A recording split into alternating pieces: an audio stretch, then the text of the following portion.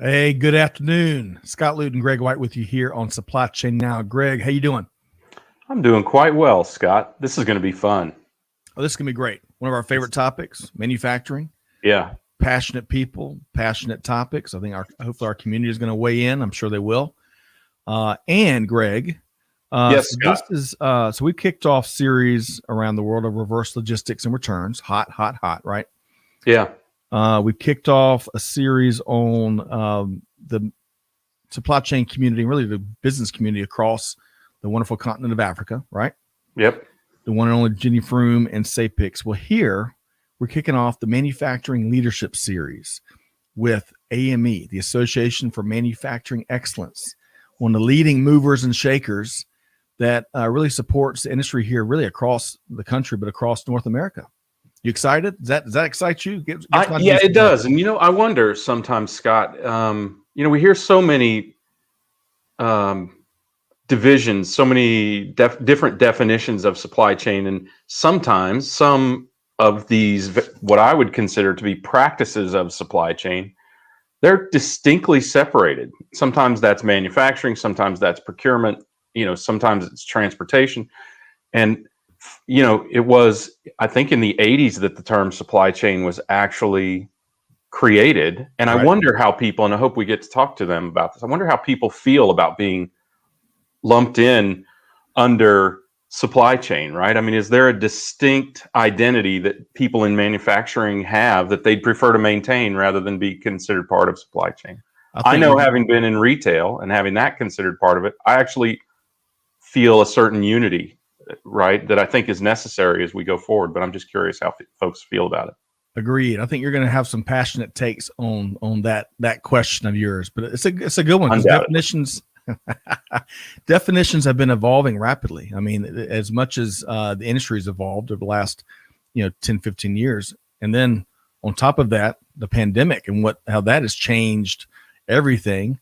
It is interesting how we pigeonhole different companies, different sectors, different industries. So, but nevertheless, here on this series with our partners at AME, it's all about celebrating the manufacturing industry, especially across North America. So we've got a rock and roll panel teed up for this very first edition. Before we introduce our panel here today, we're going to kind of swing in. We're going to swoosh in two esteemed members of our panel here in a few minutes for the first segment. Right. Greg and I will then recap very quickly and briefly, and then we've got two others, wonderful panel members. We're gonna swoosh in for the latter half. So lots of moving pieces, but as it should be. You're going to talk about manufacturing. You better be rocking and rolling, right, Greg? Yeah, I agree, and I think this will be a good challenge for Clay to see how his swooshing skills are. That's right. Hey, really quick, let's make sure we say hello to a few folks here. Peter's already tuned in via LinkedIn. I wonder if he got the alert. I'm always curious if Peter got the alert. So he's going to tell us. Let us know. Yeah, he's going to tell us. And Peter, for our panel members that may be listening, Peter retired from Air Canada after about we never say over 20 years, but Peter about 30 something years, I believe. Greg, we have Arul is tuned in via LinkedIn. Great to have you here, Arul. Gary Smith via LinkedIn from cold and chilly, I bet, Roslyn, New York. Great to see you here. Yeah. Gary. Azalea is tuned in via LinkedIn. Hopefully she's gotten that package we sent her way, which included the memo by our friend Minda Hartz. Let's see here. Might butcher this, so my apologies in advance. Nureldin is here via LinkedIn. So great to see you here. I think you did pretty good there. Okay, hope so. We'll ask for judgment there. I hate mispronouncing names, right? T Squared, of course, is holding down the fort on YouTube. Let the supply chain management theory deconstruction begin. I'm coming in as a student with 80% theory and 20% practice. I love that. Yeah. Okay, so Greg, are you buckled up, ready to go? I'm ready. Let's bring them in. Well, let's bring in our first two panelists here today. Wonderful business leaders. Jan Freyburgher, Chief Revenue Officer with OpusWorks by the Quality Group, and Tony Spielberg, Manufacturing Ambassador with Cambridge Air Solutions. Hey, good afternoon, Jan and Tony. Good afternoon. Hey, Greg and Scott, how you doing? Good. Welcome aboard. Thank Fantastic. you. we usually say this. We should have recorded the pre-show. We had a good time getting to know each of y'all a little better, and we're gonna have a fast-moving conversation here today. But let's start with kind of looking back a little bit. AME 2020, digital event, tied in with the wonderful, beautiful city of Toronto. Man, chock full of content. Greg and I really enjoyed several of sessions, including a panel with Kimberly Humphreys, CEO of AME. But let's find out what your favorite experiences and content sessions were. So, Jan, let's start with you. What was your favorite part about AME 2020?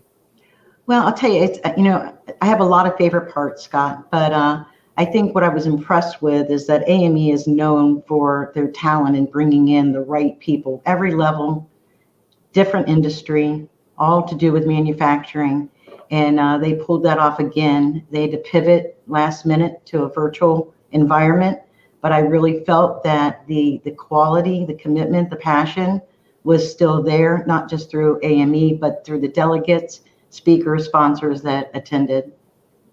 Agreed. And I think the manufacturing industry has that in spades, right? Tons of passion, but the AME did exhibit it. The event really illustrated it. And to your point, there was a massive adjustment, right? Yes. I think that event took place in October, but the planning probably started way back when. But who planned? All plans for 2020 were basically thrown out the window, and then to be able to pull off that event like they did was impressive. Greg, you were going to say something? Well, that event was originally planned to physically occur in Toronto. So talk about a big shift. Agreed. Notice I didn't say that P word. We're trying to avoid that around here, gang. No penalties if you slip up, but it was a tremendous shift, and I think both AME, Kim and her organization, and of course all of the panelists and attendees did a great job, and they were able to open it up, really open it up, and I think that really helped bring in a ton of perspectives on manufacturing. Probably gave some people who otherwise would not have gotten a perspective, a look at what manufacturing is all about. And I think at a time that they really needed to, they needed to connect online. I think the only thing missing is that AME does put out a great spread of food at every one of their events, and I did miss that. Jan, doesn't it feel like they could ship you something, just a little small something? Hey, you're we'll put in a good word with Kim. Right. And by the way, Kim and Jeff and Darlene and the whole team there, they really set the bar. So, but all in good fun. We all look forward to being back in person and not only enjoying the food, but everyone's company. So great point. So Tony, same question to you. What was your favorite element of AME 2020 in Toronto? Absolutely. Thanks again, Scott and Greg, for having me today. I had a couple great takeaways, and I'll be quick, but, first, being able to stay current with the new and developing management and operational techniques, that's always excellent. I'm a big fan of that, but my favorite piece of the conference were the factory tours. By far a difference maker for me and my team to learn more process improvement, how, really just taking a peek under the hood at different manufacturers is always interesting and has inspired us to do more of that at Cambridge. Excellent point. Gregory, where are we going to go next now that we've... So Tony, let's stay with you. I'd love to get an idea of any kind of trends or issues or big happenings, topics that you're seeing in manufacturing that particularly has your attention right now. Yeah, I think, when you talk about the trends today, I think the connected workforce has really risen to the top of many conversations. I think the desire to equip workers with technology capable of allowing them to connect and collaborate while being engaged culturally, and let's not forget that culture is a major part of this, from a distance, really has been on trend. It's been a trend on the rise within manufacturing for a while, but as older generations continue to leave the workforce and are replaced by younger employees, the rise of big data in manufacturing, it all takes shape, and it's becoming a top priority for manufacturers today. We're following closely. Yeah. That generational transition is significant, right? And it's a significant shift in how we capture and utilize data, right? I think there's a whole generation of people who just know how to do it, who just learned over the years, and some of that isn't documented. And we need a way to project that and to make that available to the incoming generations. If I can add one more comment there, Tony mentioned culture, And if there's anything that will really help organizations, fight through change, whether it's planned change or unplanned change, it's that strong culture. And so, Tony, I appreciate that element to your answer there. Absolutely. Yeah. And, Greg, I fall between that younger generation and the older one. So where we started with the Apple IIc. Gen Xer, are you? Yeah, me too. Yeah. So thank you. Yeah. So we're taking care of our parents and our children, Tony, right? Or they're taking care of us. My wife says she's still raising me. So I guess that does part of it. There you go. Raising your parents as well, if it's anything like my wife. So Jan, let's go to you. So tell us a little bit about what you saw or anything you see in the industry that really is taking up mind share for you. Yeah, we actually are tracking about 8 different trends. A couple of them are really fluffy, so probably not for the show. But I think that it's the frontline workforce is what we're watching very closely. Yeah. And in the past there was a lot of talk of you kind of drive things down, and we talked about changing cultures and creating cultures they evolve. And so we're watching this culture evolve in the frontline workers. And, before it was people come in, go do your job. Now, frontline workers have changed. Either, your organization downsized quite a bit, or you were one of the silver lining companies and you have doubled to quadrupled your frontline workforce. And it's that growth component on one end where we need to kind of standardize that knowledge and that transfer of knowledge, like you're talking about, and making sure that people know what the company does and how that works. As well, when you've reduced a workforce, who do you have left and how do they connect? And, are they even thinking on the same page?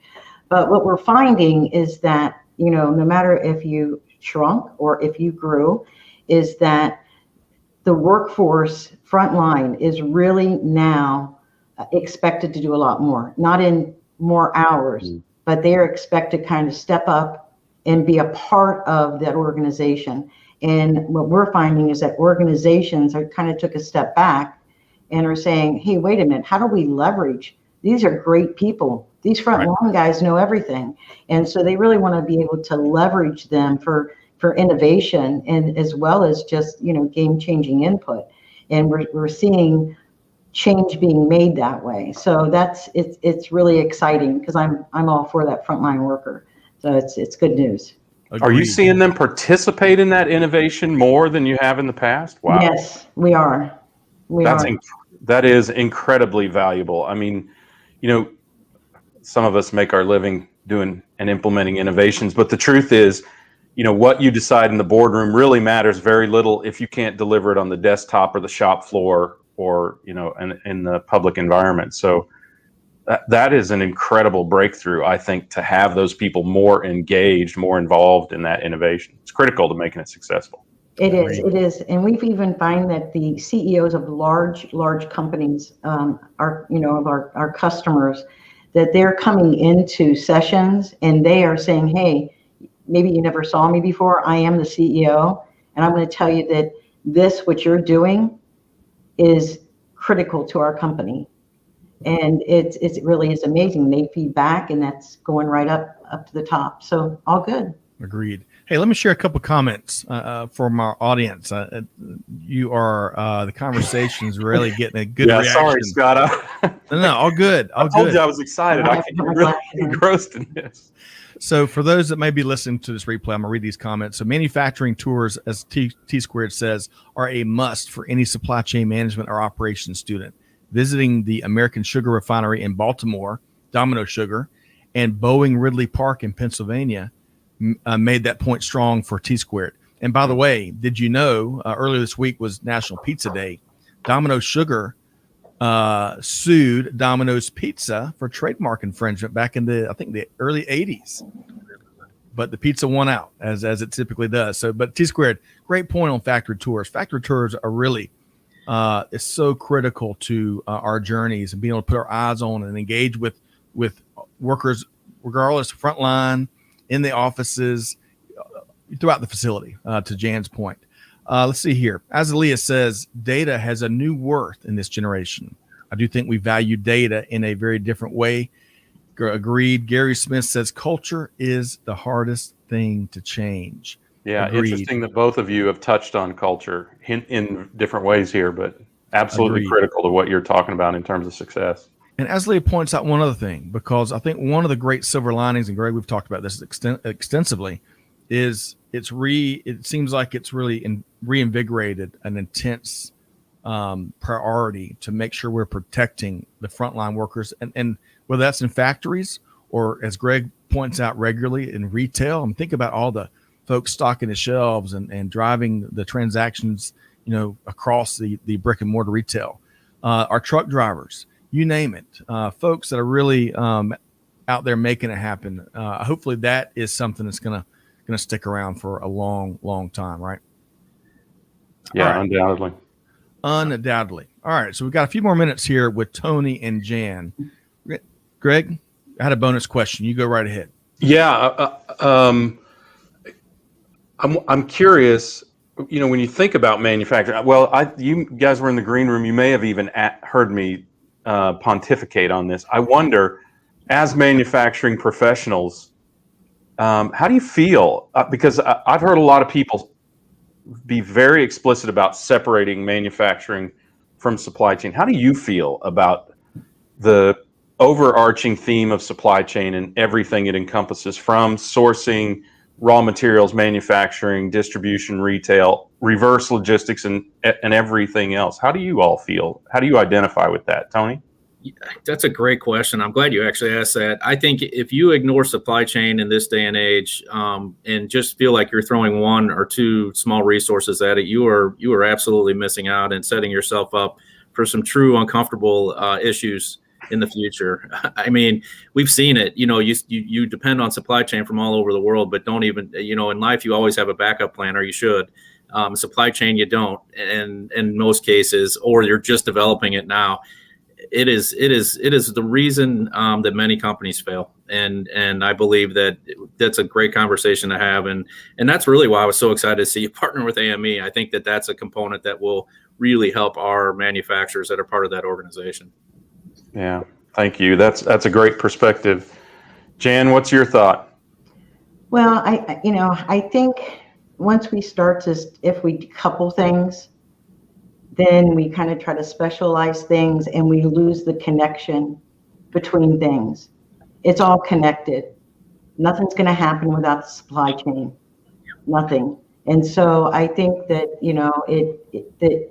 it needs to stay coupled very strong. In the supply chain, I think if there's anything else that people, hear on the news, it's very rarely anything but how broken our supply chain is. So it's, without the supply chain, nothing's getting made, nothing's getting delivered, nothing's getting bought. And I think it just needs to stay, as the process, part of the overall manufacturing process. I think you can honor the respective specializations that you spoke to, Jan, while recognizing that there is a greater whole. And let me just share with you what I feel about media people talking about supply chain. I value their opinion on supply chain about as much as they would value supply chain people's opinions on media. Hey, Tony, I think you had one more point to add to this conversation, right? Our president at Cambridge and I just had a conversation about supply chain and other things. I think that what a great term for this is being courageously uncomfortable, in the fact that when you move forward, it's never going to be a state of comfort. If you're living in that state, you're going to fail and you're going to fall behind. And I really think that courageously uncomfortable is that state of mind that if you can take that forward, whether it's supply chain or whatever part of your process, you just got to know as a leader, that's where you probably should live and always live. Because if you don't, you're gonna fail, or most likely. Great point. I want to add a couple of comments here, and the Jen will circle back on one final question for you around learning. I know you got a passion there. I think this is Jeff. I'm not sure. Clay and Amanda, if y'all could point this out. This user says young generations want to be part of the creation of value. No more of a passive approach. I completely agree with that. Rhonda, hello, Rhonda. Eyes and ears, frontline workers, respect for their commitment in these stressful times. I'm with you. One final comment here and Azalea, you are on fire today. Keep bringing it. She says she's reading a book called Little Bets by Peter Sims. It highlights the necessity to include frontline workers in the innovation process. Excellent point. Moving those brainstorming conversations from the executive team to the larger conference rooms is critical, especially when massive changes need to be made. I agree with that. And I think all too often is the case that some leaders determine who the important people are for work or for meetings or for product development. We got to open that up and get a lot of new voices, wide ranging voices in there to help us craft new solutions to old and new problems. So Jan, I'm going to circle back to you on one final point before we make sure folks know how to connect with y'all in this fast moving conversation. So I know you're passionate about learning and about helping others learn. I picked it up from my due diligence on your background. Why is that important? And is that more important in these crazy times we're living in more than ever before? Well, absolutely. It's more important. It's always been important, but we seem to kind of leave it behind.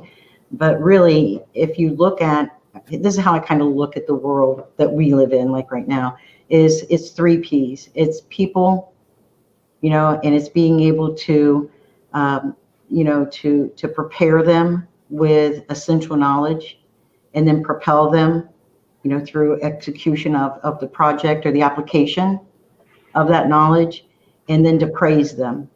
And so my passion is really kind of sits in that kind of a realm. But your culture, if you cannot kind of standardize your language and your knowledge across your organization, forget about culture, because culture starts with a common language, and then you evolve a culture. You don't change it, grow it, institute one.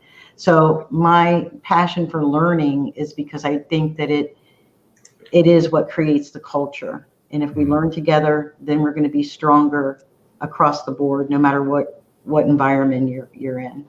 Excellent point, Jan. And we don't do enough praising, recognizing all these folks that really contribute. And that's been certainly one of the drums we've been beating, in recent months, Greg, and it needs to be done so much more so. But so we've got to kind of leave it there. There's so much more that Jan and Tony could share, I'm sure, Greg.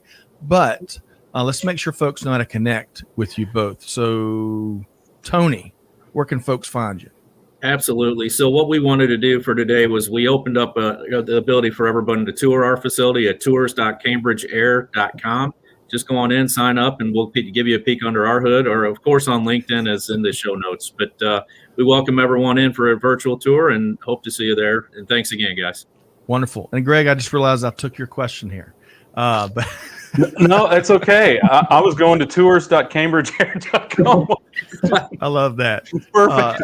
And, a little quick side note, we had Tony's colleague, Mark, on way back when we still do in-person events, and talk about a dynamic leader and personality. So, Tony, it looks like y'all have a lot in common, but thanks for your time here today. Jan, let's make sure folks know how to connect with you. Well, I don't have a tour. Maybe I'll create one, but I would love to help you. The audience. Love to have conversations about this. And the best way to get a hold of me would be either through LinkedIn or janf@opusworks.com. Love that. And we'll make sure, I think we've got LinkedIn profiles in the show notes. One click for our community members. Hey, Jan, I'm put you on the spot really quick in this last minute. You've got a bevy of books behind you. What's your favorite one off that bookshelf? Well, that's kind of my kind of weird one. I guess it would be Unoffended, which is a book about being able to navigate life, no matter who's trying to throw what, and take advantage of your day and not be offended, and to be able to actually react in love. So that action of love toward people, even if they're being very grumpy. Well, that is brilliant. I think we have in some ways lost track of the fact that being offended is a choice, right? It's the same as choosing to be angry when somebody does something to you or at you, right? So, fantastic. Unoffended. Yeah, check that out. How long is it, Jan? Because it's very short, big print, so you'll get through it just fine. You know me. Well, such a pleasure. We're going to have y'all back. Really have enjoyed your perspective here today. We've been talking with Jan Freyburgher, Chief Revenue Officer with OpusWorks by the Quality Group, and Tony Spielberg, Manufacturing Ambassador. I love that phrase. Reminds me of Sophia Greg, Manufacturing Ambassador with Cambridge Air Solutions. Thanks to you both. Thank you. Thank you, guys. Yeah, thank you. Talk soon. Man, what a great start. I got 17 pages, Scott. I actually took notes during that. You know, that was some powerful stuff, and we slammed all that into like 15 minutes, 20 minutes, right? So that's right. Fantastic. Well, I got to give credit. So that was Pascal Viet that offered up the observation that, hey, the current generation wants to create value, right? It don't be passive bystanders. And that's a great point, Pascal. But what was Greg, as we want to touch on, of course, some of the cool things that Amy's up to, but really quick, of your 17 pages of notes from Jan and Tony, what was your favorite observation or two? I think their awareness of connected workforce and this generational transition. You know, the statement, and I forget whose it was exactly, may have been Azalea's, but on data, on the affinity for data of the newer generations. I mean, the baby boomers didn't have data, right? They had to process data right here because they had to capture it here, and it was the only place it existed. One of the things that recognizing the value of the connected workforce is about is creating that generational transition so that data does not get lost as 10,000 baby boomers leave the workforce every single day. We have to capture that to be able to create momentum for the incoming generations and to provide knowledge to them in the way that they prefer and is best, frankly, to absorb it. And then I got to say the 3 Ps, right? Prepare, propel, and praise your people. Among other things, there were others. I mean, courageously uncomfortable, right? Tony and Pascal. I'm sorry, Tony and I'm sorry, what's his boss's name? Jan. Oh, I'm sorry, no. Mark, right. That is an incredible awareness, and I was stunned, Scott, that you did not say you were going to co-opt that for a T-shirt, because I feel like we should. We should. And Tony's not here to argue with us now, so we're good. Well, hey, great start to a great series, and really appreciate their perspective here in fast-moving 20 minutes. I want to share just a couple of comments before we move on. Yeah. Let's see here. Norelden says the supply chain is part of the manufacturing value chain, and definitely without supply chain, the manufacturing will fail. Excellent point. And Jan talked about connectivity. Everything's connected these days. Everything's connected. We're in it together. One of my favorite phrases we've learned here is in recent times, I think it goes, we're all weathering the same storm, but we're in different boats. And I think that's been a great way of putting it. I may have that backwards, but you get the drift. But great point there, New Eldon. And I also want to highlight this from, let's see, where was it here? Azalea also says here, so speaking back to Peter about the book she's reading, the book itself speaks on innovation in a corporate setting and how accepting failures can lead to successes and more innovation.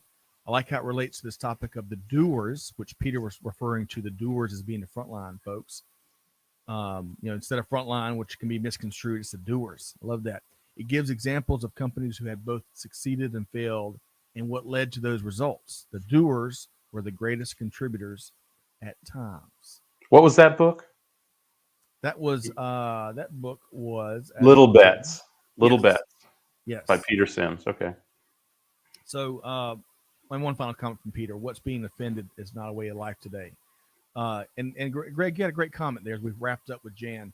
It's our choice to get offended, right? It's our choice. And I love how Jan said, we got to love on the folks that are grumpy. You got to love on those that might be hating on you. And, right. Turn one cheek, give them the other. So that was a great sentiment to wrap up on. So, man, I hope that Errette and Lee are ready to go, because Jan and Tony set that bar high. But really quick, before bringing them in, Greg, I'd like to recap, by the way, and taking notes. Man, who is this guy? I know, right? That got a chuckle out of Amanda around the corner. How about AME? So, folks, AME, lots of resources. I've been fortunate to be a part, collaborate in different ways, thanks to one and only Mark Preston, the folks at AME may be familiar with. Way back when we toured a session at the Hatch at Chick-fil-A. At the time, that was kind of their secret weapon. What drives a lot of innovation at one of the world's seemingly most successful companies. And AME, we created a best practice exchange and tour of that facility before they really kind of marketed it now for the public.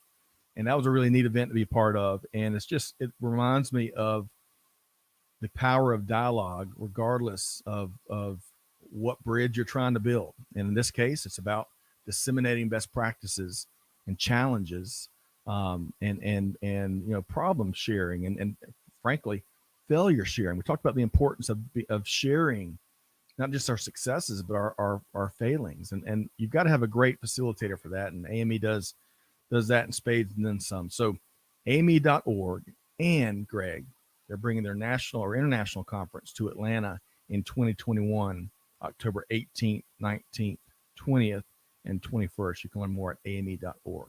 You can be there, Greg? Wow. That's going to be fantastic weather in Atlanta, October. So I hope they actually get to come here. Seriously. I'm sure they're provisioning for both eventualities, but I do hope they get to come here. And there are a ton, we talked about the value of plant visits. There are a ton of fantastic plants to visit in this state. Just some really cool things being built. Love it. And Peter, yes, we're getting a new mixer. I think my mic's going in and out maybe a little bit. So thank you for that feedback. Hey, why does Peter always have these problems? Are we sure it's not Peter? No, I'm sure it's me. Hey, let's bring in the second half of our wonderful panel here today. I'm going to welcome in Errette Dunn, CEO with Rever, and Lee Alves, business development leader with Simpler, an IBM company. Hey, good afternoon, Errette and Lee. Hey there. Hey guys, can you hear us? We sure can. And welcome aboard, gents. Thank you. Thank you. Pleasure for having here. So I tell you, as we shared before we brought you on and swooshed you in, your predecessors have set that high bar. But hey, we've done our homework on both of y'all, and if anyone can hit it out of the park, we know Errette and Lee can. So, yeah, Errette looks like a guy with his own YouTube channel right now. I feel like he ought to be telling us the 3 ways to have a successful StreamYard. I agree with you. In fact, I'm jealous. I'd rather have your background, Errette. We're gonna have to compare notes after the session here today. I'm starting to experiment with my lighting system here. Love it. Looks cool, man. Seriously. So hey, Errette, let's start with you. We started last conversation with kind of a key takeaway or favorite part of AME's International Conference 2020, which was tied in with the beautiful city of Toronto. What was your favorite part of that event? The fact that there's so many online learning and networking opportunities that AME created despite the craziness, right, of last year. I admire the AME team for shifting all the events online and also creating all the roundtable and networking and all the conversations. And what I appreciated the most is that all of that effort, despite we couldn't meet in person, allowed us to really stay in touch with the AME community. Yeah. And that was, if I know it's been said 1,000 times, but trying to find ways of staying in touch in these lockdown periods, the pandemic period, that's been so important. And the folks that have allowed that and facilitated that those are important roles. Lee, what about you? When you think of the 2020 International Conference, what was your favorite part? Yeah, so for me, again, it kind of echoes what a lot of the others already had said, but it's awesome to see, the different trends and topics that are going on in the industry. The talent and thought leadership that AME always brings to the table is unbelievable. I really enjoyed the fireside chat kinds of approaches that many of these keynotes took as opposed to keynote presentations. Part of it had to do with the virtual nature of kind of the environment, but I thought that was really awesome. And the fact that we did all these virtual tours, I mean, that's a paradigm shift for us, right? Because normally if you don't see it in person, what's the value? And I thought there were some really good nuggets and takeaways that really came about from those virtual tours that, it may change our paradigm going forward that, you can touch every part of the globe virtually. and Right. still get major value add, which normally is not something that we would value or think about, prior to this past year when you think about maybe a silver lining with the pandemic. Great point. And it's been really neat to see AME and any of these groups that put on these connecting events find a way to still have the digital plant tours. That was really cool. So, by the way, I think this is Jeff here. I want to make a little clarification to my comment. So AME is planning for both. The conference going to be the conference coming up in October to be provided as a hybrid event, virtual, in person. They're keeping options open based on kind of where we are come October, which is hopefully, I'm optimistically. I think we'll see a lot more of that, right? Even when we get back to physical events, I think what we've realized is there's a tremendous amount of inclusiveness by enabling people to participate virtually, right? That's right. Excellent point. That's All right. right. So, Greg, what do we want to ask Errette and Lee about? Yeah, well, first, I love the thought of these virtual tours. I think that if you have to produce a virtual tour for a group of people that are on the other end of the wire, as it were, it forces you to really think about what is the meat, what is the important aspect of what you want to show, because it's not like somebody can run up to the front of the crowd and ask you a question real quick. It's not as easy as that. So I think that will allow us to represent what we're doing better in a plant. In the long run, I think these will become they'll become like virtual house tours, right? They'll be very, very thorough. But yeah, let's what I'd like to do, and Lee, let's start with you. I'd like to understand any of those things that aside, either at AME or outside AME, in or outside your business, that are just jumping off the page at you as things that are important or changing rapidly, topical, challenges or huge opportunities that you see out there. What's really got mind share for you right now? Sure. Well, thanks for that, Greg. So, Jan and Tony already talked about kind of talent development and innovation, so I won't go there since, we can kind of broaden the discussion. But, one of the things that we're seeing, which is very interesting, is, because of the pandemic, it's obviously stressed and challenged organizations beyond belief, right? I mean, it was never predicted, nor could anybody ever plan for it. But we're seeing more than ever that, most organizations today in the manufacturing world have some form of continuous improvement programs in place. But what we're finding is a lot of them now are asking the questions, hey, are we really getting the most out of them? Are they really driving the breakthrough results in sustainable culture of continuous improvement, right, that really we're seeking across the organization? So I think there's a lot of, reflection going on within that and really kind of resetting, what is the role of this organization, these CI leaders and practitioners, to really take advantage of the talents of the people and really harness the creativity and innovation that they have to really allow them to almost like rethink and rebuild, right, this new environment we're in that really has kind of set us back to zero in a lot of cases, in a lot of industries. So that's one of the top of mind discussions that are ongoing right now. And we're having a lot of collaboration with a lot of different organizations to really, understand that and how might that, get adjusted, if you will, to really maximize those programs to achieve breakthrough results. Everybody has a plan till they get punched in the face, as the great philosopher Mike Tyson said, right? I guess I got to tell you, Lee, I had never really thought about asking the question, is continuous improvement really continuously improving things? Absolutely. And is it the right thing that it's focusing on, right? So yeah, that's an excellent point. And you're right. It really takes this sort of disruption to, as you said, kind of awaken us to those kind of questions. So yeah, that's a great insight. Errette, what's jumping out at you? Well, I love the fact that everybody's been mentioning this, especially Jan and Tony on your previous guests highlighted this, and I fully agree because I'm dedicating my professional life to this. The rise of the frontline workers, and look at this, the fact that in 2020 they were being called and categorized essential workers, right? Yeah.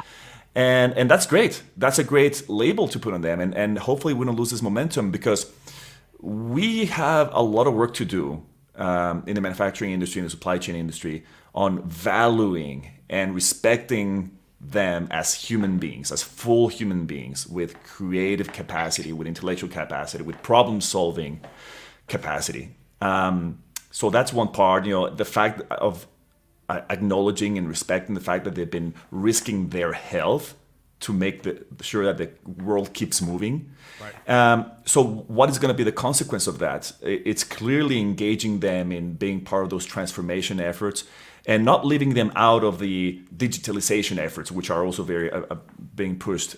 They talked about, also your previous guest, about the connected worker trend. So how to connect these workers to each other, within each other, to knowledge sources, so companies can effectively develop an army of problem solvers.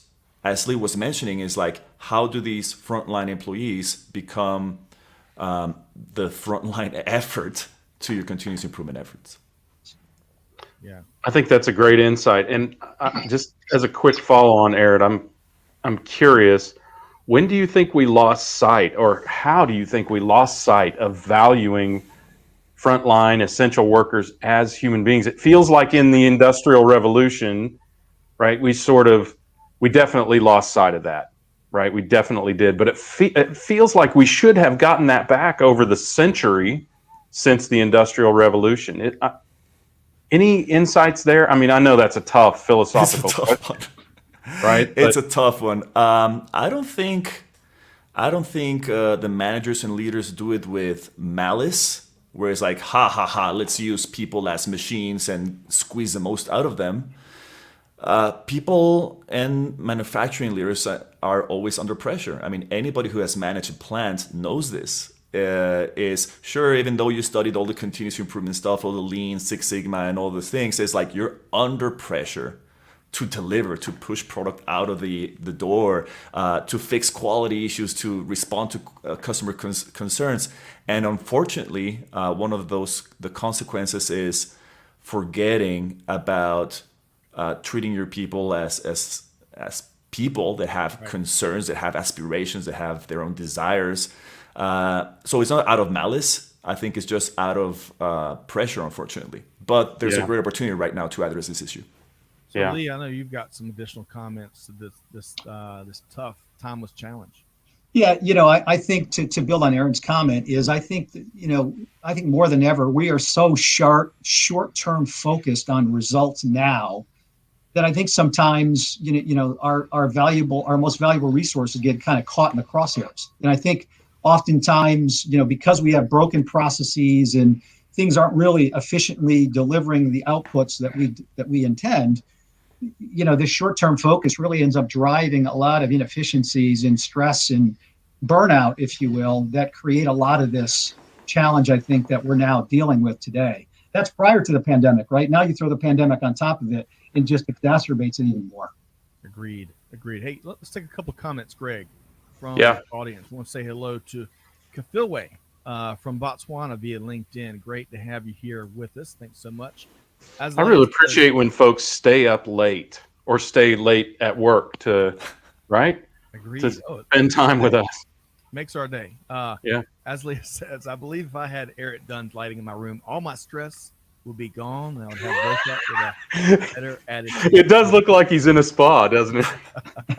$25 on Amazon. Very zen. So Peter says, interesting point. Errette saying the same can be said for office workers to get things done faster with less staffing. And I want to go back. Let's see. We had a comment earlier I want to share really quick. Let's see. It was about benchmarking for staffing companies, and I've lost it. Well, I've lost it in the comments. There's so many we can't get to. But Lee, let's do this. Speaking of, going back to those 3 Ps, the last one being praise. If leadership has lost anything, it's been recognizing, how vital the doers are, right? And folks across, that generic plant, right? I spent some time metal stamping, some of the brightest, most passionate folks that can figure out anything.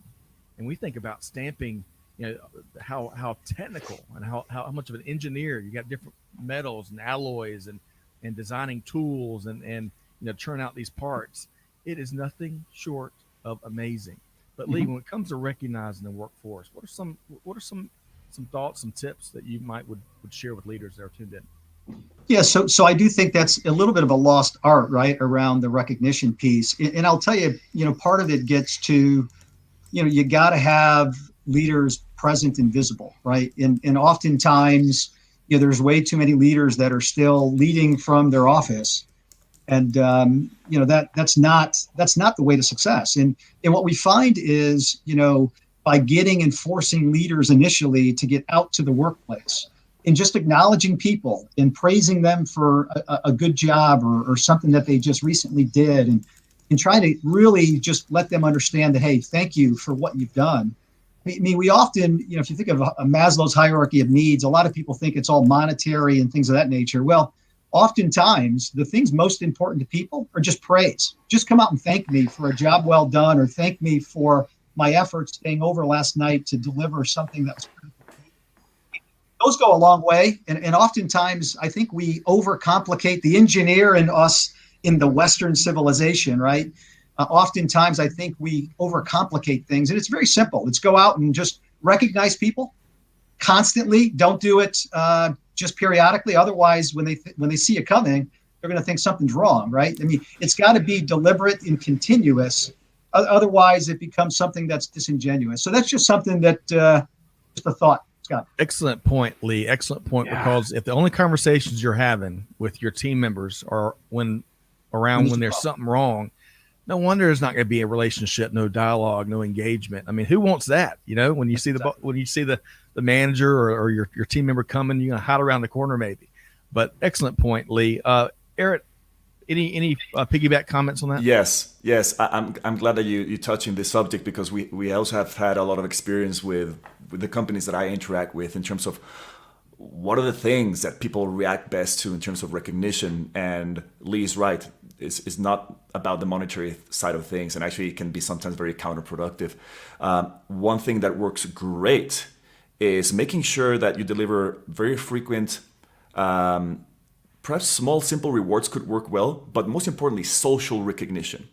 Some of the best examples I've seen is when some of our customers deliver, say, simple things like tickets to the movie theater, tickets to the ball games, something for the dinner with family and friends, and they provide this little reward, this little thank you in front of their peers, in front of the team. So that's level 1 of social recognition. And level 2 is the reward itself can be enjoyed with the family and friends. And that's a second level of social recognition, because then they see that mom or dad at work got recognized for doing this and that. So that works very well in our experience. Yeah. Awesome. Uh-oh, Scott.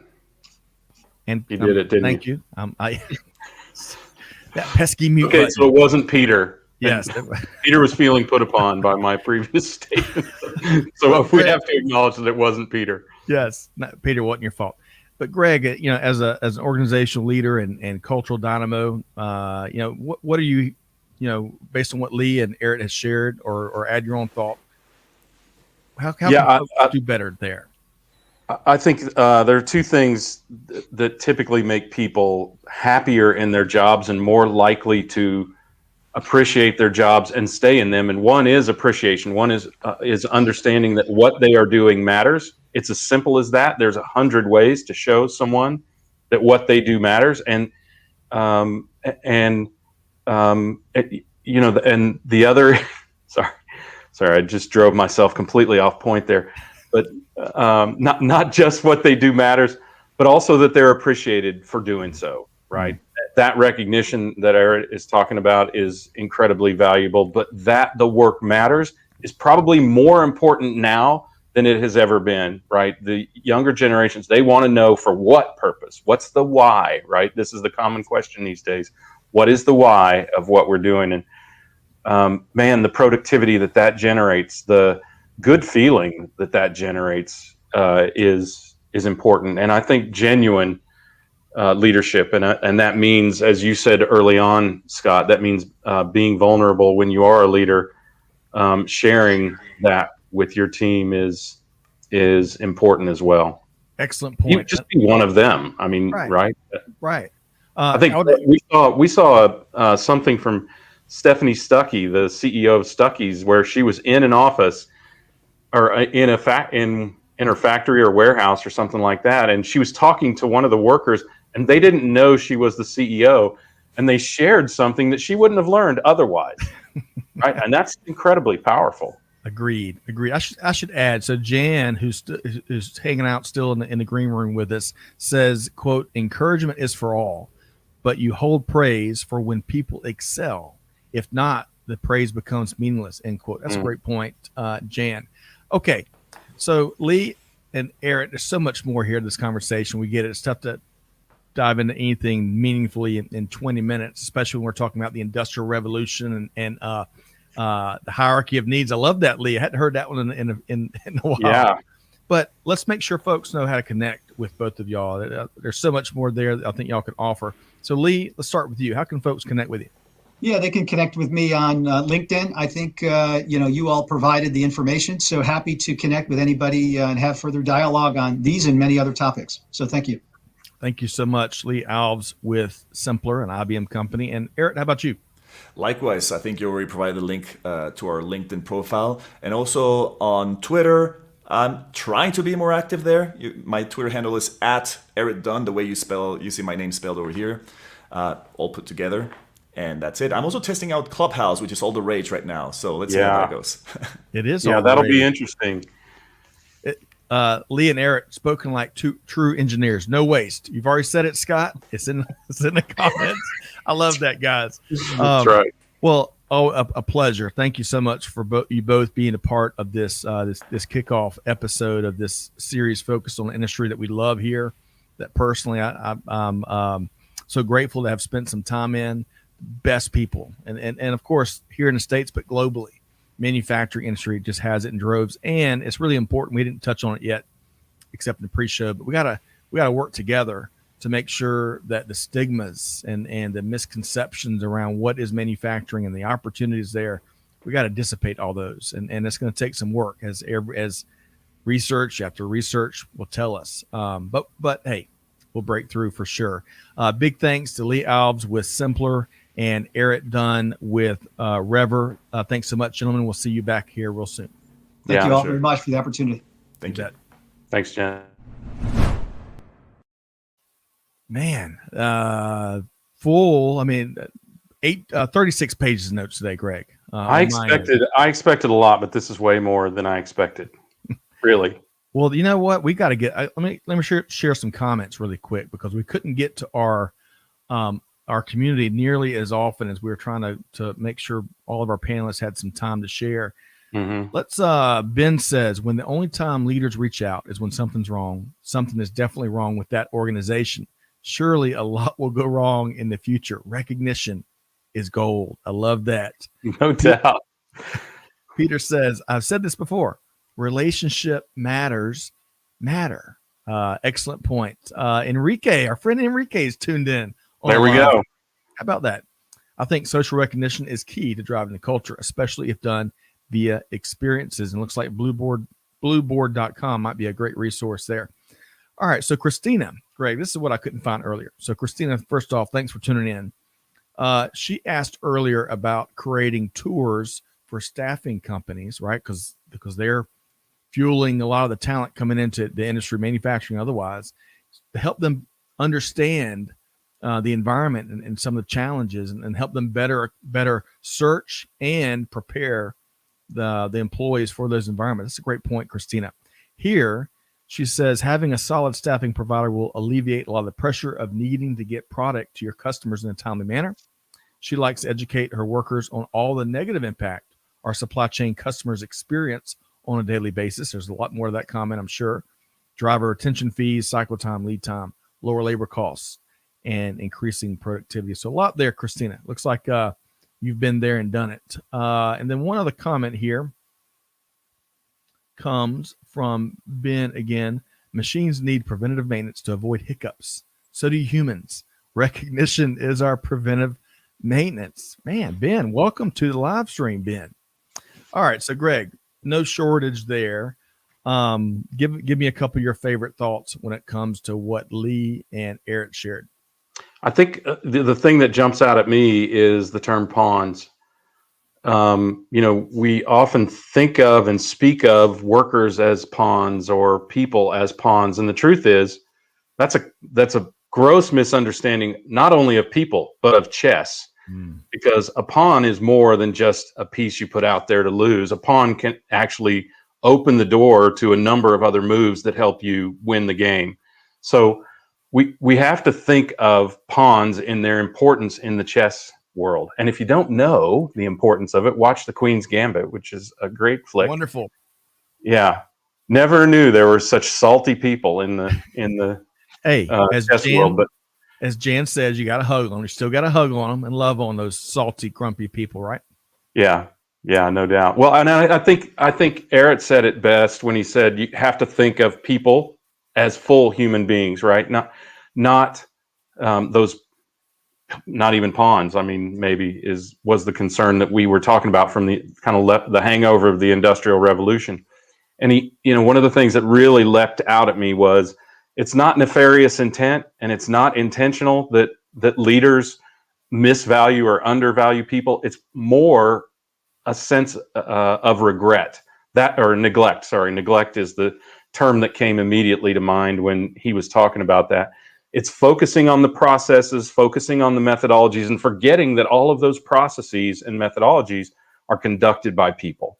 So you have to acknowledge that people are full. They have hopes and dreams and wishes and fears and all of those things, and that they can contribute all of those things and more if you don't neglect them. Excellent point. But I got to admit, once you start talking past checkers, you lost me, Greg. To get chess advice today, that's I'm gonna have a private tutoring session, Gregory. But not for me. I can only talk chess. I can't actually. But Queen's Gambit, that is such a great Netflix series. If you're looking for something, is that a series or a movie? I can't remember. It's been a while since we watched series. Amanda is saving me today. But it is a wonderful, it's got great acting, great character acting. I love it. So y'all check that out, regardless if you like chess or know how to play chess, it's good stuff. Azalea says she just finished The Queen's Gambit last night. Well, no give us spoilers, your Azalea. Peter says he was an extra in Pawn Sacrifice as a Russian tournament official. Man, really? Learn new things all the time. Eddie, an actor and a procurement professional. And why do I feel like Peter ought to be continuing working here? I mean, and maybe he is, and we just don't know. But man, there's so much value there. We need to extract more value out of Peter. Well, we're going to be sitting down with Peter here a few weeks down the road. So looking forward to that. Eddie from Scotland, I believe, Glasgow, I believe. Remember Modern Times, Charlie Chaplin, Taylorism. Hashtag I don't know Taylorism. So I'll have to look that up. Somebody's going to have to explain that to me. Someone else put Taylorism out there too. It may have been Peter. I'm not sure. Well, hey, all that being as it may, make sure y'all check out ame.org. You can make sure you connect with these four wonderful panelists here today. We just scratched the surface on a lot more with each of our guests. But Greg, we're going to wrap up. We're going to touch on a couple of other resources really quick. And this is Micro Machine Time. So think about that. Micro Machine Time from the 80s, where they got the whole commercial in about 37 seconds. That's what we're up against here. So let me share this graphic, because we dropped an outstanding episode today on Tequila Sunrise featuring, take it away. Yeah, Ben Gordon, who's the managing partner of Cambridge Capital, a big private equity firm focused on supply chain, and also BG, Ben Gordon Strategic Advisors. So he just completed in the last couple of weeks his BG Strategic Advisors Virtual Supply Chain Conference 2021. 200 plus supply chain CEOs came together and talked in an invite-only environment, which is really important for what he's trying to facilitate. No press, no analysts, no posturing for anyone, just sharing ideas genuinely. It's a great environment for that. And what we talked about were these three big takeaways that are definitely going to shape the future of supply chain. I'm not going to share them with you here. You're going to have to listen to find out. But you're also going to hear about what the CEO of Moderna, Stéphane Bancel, said, and Louis DeJoy, the Postmaster General of the U.S. Postal Service, what he shared as well. And oh my gosh, Yeah. So listen to that today. It just dropped at midnight. So listen to that today. And Ben is our biggest draw ever as a guest on the show, and for good reason. And you're about to find it out in 32 minutes or less. Awesome. And if you're a big fan of Tequila Sunrise, look for Take Your Shot next Yeah. week. It's going to be a pitch of 3 entrepreneurs making their pitch to a esteemed panel of investors. It's going to be exciting. So we're going to have to keep the lid on that for now, Greg, but I appreciate the great work you're doing. Well, it is impossible to overestimate the courageous uncomfortableness of these entrepreneurs who are going to be not just presenting to 3 judges who will evaluate their pitches, but they're also going to be doing it live in front of every one of you. And I have a feeling a whole lot more. So yeah, I can't wait to see that, how what people do when they get the chance to take their shot. Stay tuned. This will be live stream next Thursday at 12 noon, a week from today. So good stuff there. Let's see here. Let me back up for a second here, because also next Tuesday, before we get to Take Your Shot, we got Dial P for Procurement coming up, live stream focused on procurement best practices. Peter, you got to be there Tuesday at 12 noon. Also, Wednesday next week. Next week's going to be a busy week. We've got our Transforming Supply Chains to Make a Positive Impact on the World around this webinar coming up with our friends at Mars and Canaxis. We'll see if we're getting some, we're working on samples. As Aaliyah mentioned M&Ms earlier in a great Super Bowl commercial. You know, Mars makes M&Ms and Snickers and Skittles and Twix, amongst many other products. We're going to be talking about supply chain transformation. And finally, the 23rd, we've got a wonderful panel focused in on, procurement best practices once again, and how these groups, these different groups from different sectors, Rent-A-Center, Ace Hardware, Parker Hannifin, and more, are tackling supply chain turmoil here in 2021 and beyond. So no shortage of learning opportunities there.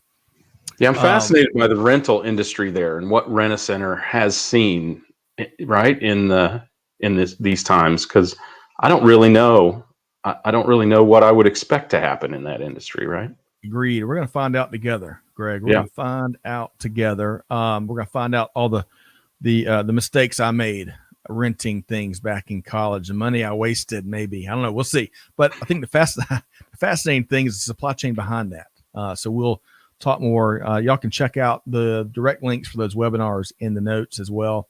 Connect with our speakers. Hey, connect with AME. I tell you, love what the AME team does. So big thanks to Kim and Jeff and Darlene and the whole team there at AME. For setting, for helping folks connect and help folks get informed and get better at what they do. Enrique says, get ready for Supply Chain Now in Espanol. It is going to be released really soon there. Amanda, if you can, what is the date for that launch for that new series? We'll see. Is she yelling around the corner? Not yet. We're going to see. A couple weeks, she says. A couple weeks. She is. How'd you know that, Greg? Just a couple weeks out. But hey, everybody, if you enjoy this conversation, be sure to check us out at supplychainnow.com. Big thanks to all of our panelists. Big thanks to AME. Big thanks to our community who brought it. I know we couldn't get to all the comments, but loved it. Enrique made an appearance today. How about that? But Greg, an honor and a pleasure to do this with you here today. We love the manufacturing industry. Yeah. It's really neat to dedicate at least an hour to hearing some best practices there, right? Yeah, likewise. Great. I'm glad you put this together, and it's great to see this organization focusing on North America. And we have a new agreement among our North American trade partners, and everything that can do for the States and Canada and Mexico is very positive. And clearly, we've seen some people with incredibly progressive perspectives that can get done. So your mic cut out there. No, I'm sorry. You want me to repeat it? Actually, I'm good. As we learned yesterday, our community is tough. They can take it. Yeah. So love that live stream with Corinne and Jake. All right. So everybody tune in, get connected. If you love manufacturing, learn more, ame.org. But Greg put it well. We love our global community, but the North American space has got such a unique market and approach the trade and economic tailwinds. And I love seeing these conversations play out. So, hey, everybody, on behalf of Greg White, Amanda and Clay, and everyone else behind the scenes, Scott Luton signing off now. Thanks for joining us. Hey, do good, give forward, be the change that's needed. And on that note, we'll see you next time here on Supply Chain Now. Thanks, everybody.